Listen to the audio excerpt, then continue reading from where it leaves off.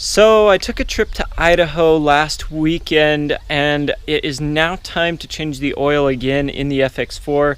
I changed the oil in the month of May, towards the end of the month, and it is now June 19th. So I'm going to be getting under the truck. I'm going to be doing a quick oil change, and yeah, I just thought I'd give you guys kind of a quick garage / parking lot update here on the farm. So the FX4, it's going to get an oil change today. Here's the Audi A8, and notice my parking spot, guys. I am seriously just a few inches away, and I park here practically every day. So I've driven the A8 now for about 600 miles since I repaired it or got it running not even last month, like 2.5-3 weeks ago. I drive a lot, guys. I haven't done anything to the car since I got it running, but cleared an evap leak code twice, and we've put some additional wires on the bumper to keep that up. I also got new tires finally. So I ordered Starfire Solarises from Walmart. They are true 2560 R17s. They're the cheapest tire that Walmart offered on walmart.com. Don't look at my lovely rims here. But these tires are an off-brand of Cooper tire, and they have very, very good reviews. I've only put about 120 miles on the tires, so I'm not really sure yet if they are going to be good, if I like them or not. But I can tell you guys that they are much, much quieter than the snow tires that were on there, and I'm super, super happy to have gotten these off because well, I'm just super, super tired of wearing out the tread on those. I definitely want them for the winter time if I end up keeping this car, and if I don't end up keeping the car, then whoever I sell it to is going to end up wanting them as well. So let me know what you guys think. Should I keep the A8? Future plans for this car coming up in a future video, but let me know in the comments, guys. Should I keep the A8? Should I mod it? Should I continue to work on it, repair it, get it back to factory stock? Now, I would love to put a new bumper on the car. I'm not exactly sure how that's going to work out. I'm still looking for corner marking lights as well. To be honest, parts on the body on this car are like extremely, extremely hard to find. They're even harder to find than some of the gaskets or the parts for the engine that I did on the 1.5 month long overhaul. So yeah, let me know what you guys think. Let me know what I should do to the car. If I do keep it, I'm thinking maybe a ski rack across the top, something like that. But also, something else that I definitely want to get replaced are the mirrors here on the car, because they're starting to really crack and fall apart. Maybe just for drivability, I might do that before I sell it. It might make it look better. And again, the corner marking lights before I sell it as well. But do let me know what you guys think. I'm open to keeping the car for the winter time. I go skiing a lot, and I'm honestly kind of sick of putting a lot of miles on my baby. So I got these stickers to remind me when my service intervals are. I used this one last time, so this service interval is at 175.927, and if I'm not mistaken, we are at 175.978. So this is probably the closest oil change interval that I'm actually going to be doing. I wanted to give you guys an update on my vehicles. So I'm changing the oil in the F-150. The Audi's been running great. Just put new tires on it last night. And now we're kind of in between paychecks, just driving, cruising around, and enjoying the car. Okay, so while the truck is running, I'm gonna grab my oil catch tray, an oil filter, and then a wrench. And I can never for the life of me remember the size of wrench that I need for that truck. And I didn't go back and watch my previous video, so if you guys didn't, go ahead and check that video out, because I did a sick oil change on the truck, and we also worked on the Audi. If you haven't been following my channel, be sure to check out those videos and subscribe for more great content. So I've got everything that I need, including an entire wrench set for the drain plug, because again, I never remember what size that thing is. I've even got a new oil filter wrench that now swivels in both directions, so it can be straight up and down, or I can swivel it sideways, something like that.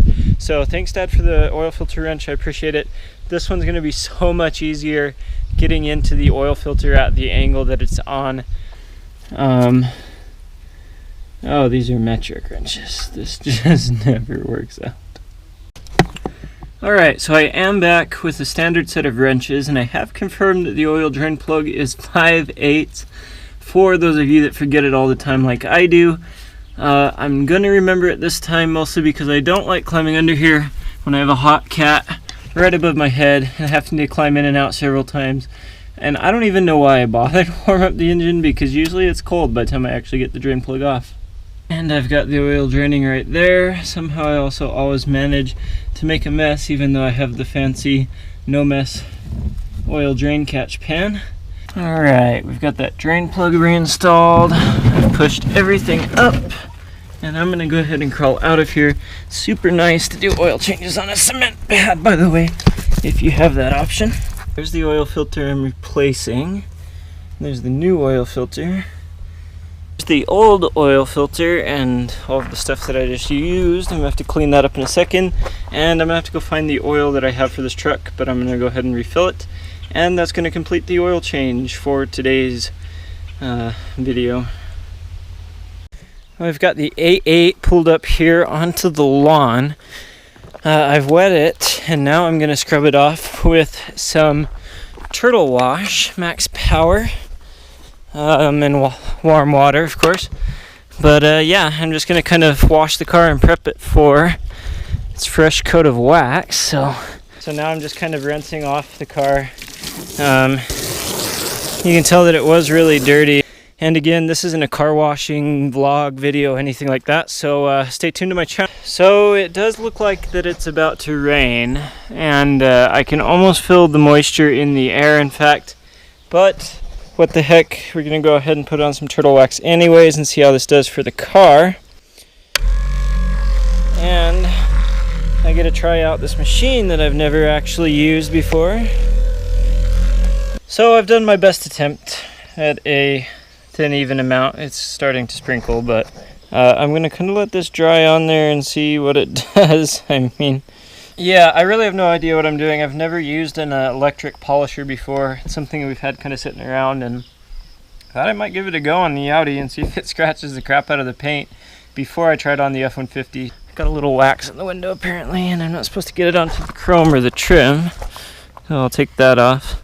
I did apply some with my hand just to see the difference, and yeah, nothing's really drying. Well, Wyoming weather never disappoints, and it never ceases to amaze me. It started raining and now it's sprinkling, and I did hurry up and get the wax off the top of the car.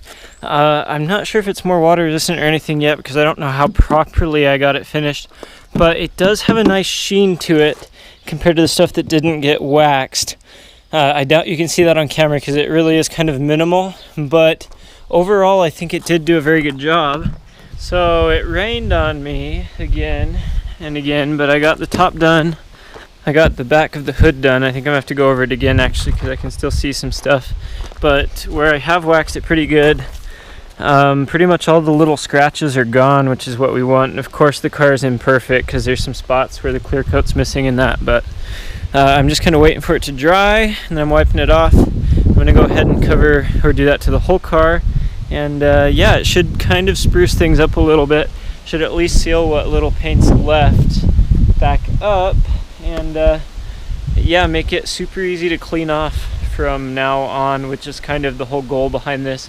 And so far it seems like the buffer is working good. It's not scratching the car or anything, so I think we're good to do it on the F-150. It looks absolutely gorgeous.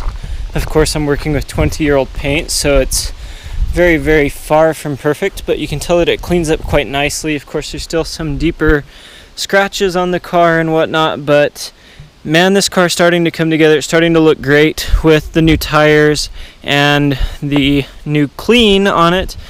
Of course, there's still a lot to do on the car, like I mentioned at the beginning of this video. We've got the marker lights, we've got the mirror, I'm missing trim pieces, and it's just still going to be kind of a good project vehicle for quite a while. Whether I decide to keep it or whether somebody else picks it up to use as a project vehicle. I know this video has been kind of boring, but I did kind of want to film it quickly just so you guys could tell me if you think I should keep the car, or better yet said, how long you think I should keep the car, because yes, I am eventually going to be selling this car. I'm going to be flipping it, so I don't have that much money into it. So the whole idea behind this particular car and basically the channel is that I can learn how to repair or work on cars from personal practical experience without having to sacrifice that much money. And in the end, like with this car, or hopefully like with this car, we get a good return on our investment overall. Not only do I love driving, and this is something absolutely fun and a blast to drive, but I also enjoy making money. I enjoy spending my time wisely out and about and not necessarily inside playing games, which I do occasionally.